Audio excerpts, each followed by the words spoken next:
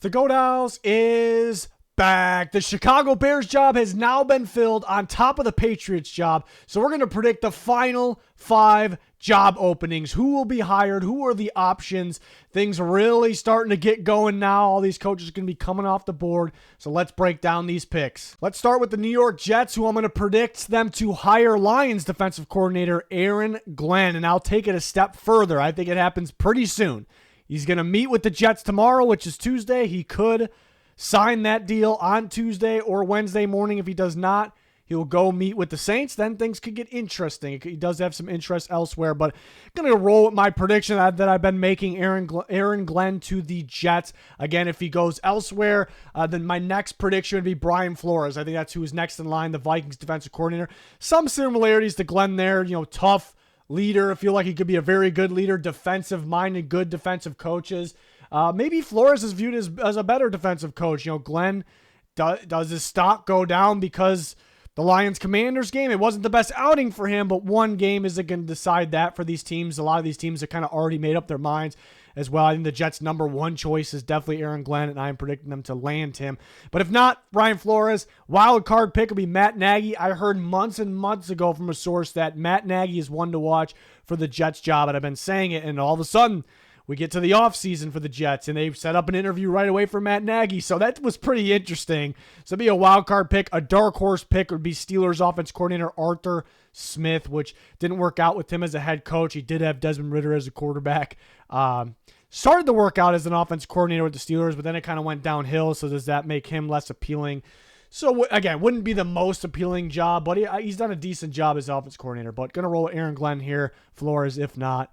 This one could be happening very soon. Let's talk about the Las Vegas Raiders. They wanted Ben Johnson. They were in a good, close to even battle with the Bears for Ben Johnson, but he chooses the Bears, and pretty quickly, actually. And like we said from the start, I said it before interviews were being set up that watch for Ben Johnson and Pete Carroll for the Raiders. So we're going to roll with Pete Carroll as the prediction, which seems pretty likely. Get a veteran, polished guy in there. The only flaw here is he washed up's too strong of a word, but is he, declining since he's a little older as a head coach? But it makes sense because it's a pretty good fit given what they already have in place. They do need a quarterback. Pete Carroll can bring in the right guys. It sounds like he has a good staff ready to roll, and then they can help pick that quarterback. The rest of the roster is pretty decent, but it makes sense mainly because the Raiders are kind of messing around with, Antonio Pierce was, can he be a head coach? Now just go get a proven guy. Enough messing around here. McDaniels, Pierce, go with a proven, established veteran coach here in Pete Carroll. So makes some sense. Next guess would be, I'm pretty firm on the Pete Carroll, but next guess would be another kind of veteran guy, proven as a defensive guy, but didn't really work out with the Jets, Robert Saleh. But again, it felt like the Jets might have got worse without him. Maybe a better situation here for the Raiders. I guess that's debatable. But again, I think they're looking for more of a veteran NFL, football mind that also can lead and that could be a likable guy for the team, for the roster, for Tom Brady. So that'd be my next guess. Todd Monken, sounds like they tried to set up an interview that actually hasn't taken place yet, at least in person. But if they missed on Ben Johnson, who is offensive-minded guy that's working out right now, then Todd Monken could make some sense. Dark horse would be Liam Cohen. There's no talk about them being interested, no talk of an interview even being set up, so that puts him in the dark horse category, but why even use him? Well, they like Spytek, who's in the front office of the Buccaneers. They possibly want him for their GM job. So he might say, hey, we need to give Liam Cohen an interview. If he's still available, I have him landing somewhere else. So that's why I put him under dark horse. I'm pretty firm on the Pete Carroll prediction. It sounded like they really liked him, and they might like him more than Ben Johnson. And all of a sudden, no, we're in on Ben Johnson. We might have a shot. Let's go all in on him. He chooses the Bears. Back to Pete Carroll. That makes sense to me. I'd be a little surprised if it wasn't him, but we have some other options there for you. The Jaguars, I'm going to stick with my prediction of Liam Cohen. Over a week ago, I predicted that. It made sense. I talked about it then, talked about it now. They were interested in Ben Johnson, but there was a scenario, and we'll never know, that they may have liked Liam Cohen more than Ben Johnson just because it makes a little bit more sense as a fit with his personal ability to work with quarterbacks. I mean, he played the position. He specifically coached the position. Then he coached, obviously, offenses with the Rams, the Buccaneers, some good offenses, some good quarterbacks with Kentucky when Will Levis looked legit. That one year he looked like a top 5 pick, Cohen was there. So what he did with Baker Mayfield and the Bucs, I see a lot of similarities of how that offense is run and the pieces on that offense compared to what Trevor Lawrence should be doing and the pieces they have on that offense. It just seems like a fit. So here's a scenario where, Cohen actually might be their A-plus hire from start to finish, and it could happen here. I think it needs to happen for Trevor Lawrence. So I'm going to predict that. Stick with that original prediction there. Next guest will be Robert Saleh. Sounds like they like him. Again, good veteran mind, good defensive coach. Would bring more zone coverage compared to their heavy man coverage compared to last year, but I don't think he would actually call the defense. He'd probably bring someone in. I don't know if it would be the most appealing hire. I do think he gets a bad rap. I think he's a little better than kind of the credit that people give him, the lack of, I should say. But again, it wouldn't be the most appealing hire. I feel like they need an offensive guy. Joe Brady's a wild card to watch for, kind of another Liam Cohen, really does a really good job with offenses, but been around really good quarterbacks, does a good job working with quarterbacks. Is he ready for that leadership role? I guess it's the question with Cohen too, and more so at Brady. So he's a little bit more a wild card, but I definitely could see it. They've had interest in him. Todd Monk going to be the dark horse. Another guy, done a good job with offenses, did a good job with Georgia, did a good job with the Bucs back in the day, did a good job right now with Lamar Jackson and the Ravens. So wouldn't make sense for Trevor Lawrence. Heard it like Aaron Glenn as well. Wouldn't make a ton of sense to me. I don't love that fit. I think they need more of an offensive guy, but if they're going to go defense, kind of go away what you've been doing. Glenn Nielsen kind of literally came from the same tree. They run the same defense, so it wouldn't make a whole lot of sense. But I've been feeling Cohen. We're going to stick with that. That actually might have been their kind of A-plus number one option the whole way. Let's see if they actually do it. If they don't, I think it would be because they talk to him more and they feel like maybe he isn't quite ready for the head coaching role. We even heard him talk, like he even kind of said, like, am I ready to do it right this second? I don't really necessarily have to. So, and his only flaw, I'd say, is he insists on the pass game a lot. It's good for Trevor Lawrence working with him. Kind of goes away from the run a little too easy, especially when it's working. So that, maybe not the best outing for him in the playoff game against the Commanders. So that's kind of the knock, but not really too worried about it. I'm going to stick with that prediction. The Dallas Cowboys job, a big job. I'm going to go with Kellen Moore. Just feels like it's going to happen. They're not interviewing a long list of guys that could start to pick up, but you almost get the feeling they've already kind of determined this is most likely the guy, Kellen Moore. And Jerry Jones is a big hire, a guy I know I'm comfortable with, and Kellen Moore was their offensive coordinator, so he's comfortable with him. He know it works in that offense. He know it works with Dak Prescott. Dak's going to be comfortable with him as well. So the only knock is, can he be a big-time leader? Can he be a head coach? But we know there's a connection there. Just kind of feels like we're gearing up for that to be the move there. Next guest will be Robert Saleh. Feels like they like him as well. Another guy that's kind of proven as an NFL coach, maybe not a head coach yet because it didn't go super well with the Jets, but I think he gets a bad rap. I think he's a little better than people think, and Jerry seems to think highly of him, so that one could make some sense. Wouldn't be the most appealing, obviously, but wild card, go Aaron Glenn. I think Jerry Jones and the Cowboys like Aaron Glenn. I think we had a good fit defensively for them. I know Dan Quinn wasn't defensive coordinator this year, but kind of going from Dan Quinn to Aaron Glenn, a lot of man coverage makes some sense. Would work well with Micah Parsons and company.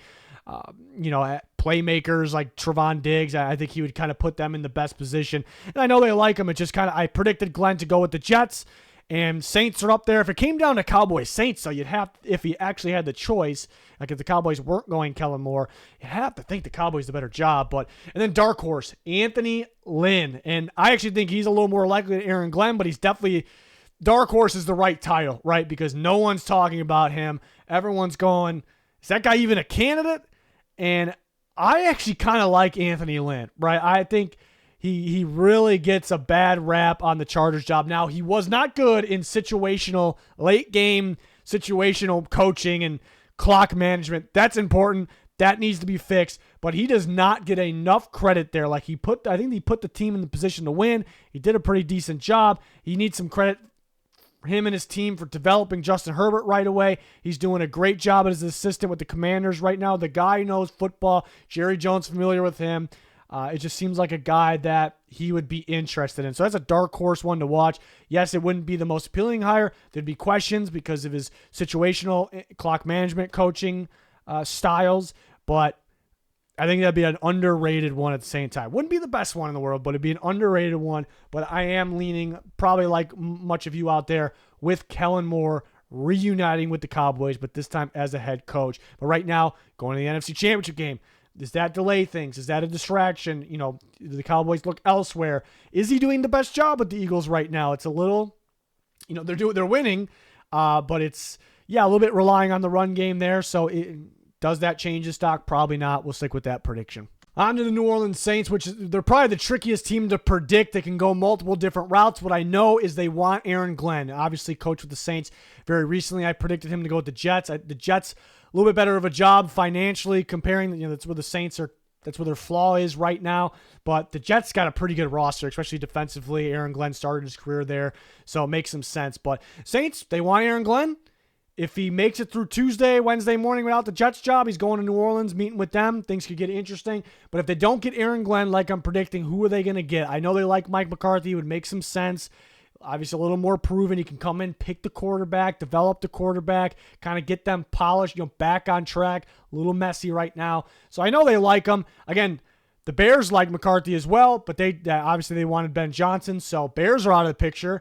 It's really the Saints or nobody for Mike McCarthy. McCarthy could sit this year out, say, hey, the Saints job isn't appealing enough. I'm going to sit this out, see if I get another job in the future, because again, the financial situation is what is making the Saints job not as appealing.